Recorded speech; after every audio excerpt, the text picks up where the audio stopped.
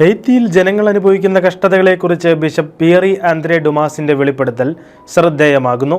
ആൻസെ ഇവുമി റഗോണിലെ ബിഷപ്പായ ഇദ്ദേഹം ഹെയ്ത്തിയൻ bishop കോൺഫറൻസിന്റെ vice president കൂടിയാണ്. ദൈവത്തിന്റെ നാമത്തിൽ ഹെയ്ത്തിയിലെ ജനങ്ങളുടെ കഷ്ടപ്പാടുകൾ അവസാനിപ്പിക്കാൻ ഞങ്ങൾ അധികാരികളോട് ആവശ്യപ്പെടുകയാണെന്നും വർദ്ധിച്ചു വരുന്ന തട്ടിക്കൊണ്ടുപോകലുകളിലും കൊലപാതകങ്ങളിലും ഞങ്ങളും സഭയും മടുത്തുവെന്നും ബിഷപ്പ് പറഞ്ഞു. കഴിഞ്ഞ 10 വർഷത്തിനിടെ നിരവധി തട്ടിക്കൊണ്ടുപോകലുകളും കൊലപാതകങ്ങളും പീഡനശ്രമങ്ങളും ക്രൈസ്തവർക്ക് നേരിടേണ്ടതായി വന്നു.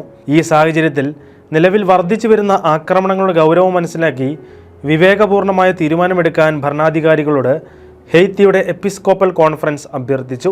ബിഷപ്പ് പിയറി ആന്ദ്രേ ഡുമാസ് ബിഷപ്പായിരുന്ന ആൻസെ എവേ മിറോഗനെ രൂപതയിൽ നിന്നാണ് അടുത്തിടെ 6 സന്യാസിനിമാരെ തട്ടിക്കൊണ്ടുപോയത്. ഇവരെ രക്ഷിക്കാനായി തട്ടിക്കൊണ്ടു പോകപ്പെട്ട സന്യാസിനിമാർക്ക് പകരമായി താൻ ബന്ധനത്തിൽ കഴിയാമെന്ന് ഇദ്ദേഹം പറഞ്ഞിരുന്നു.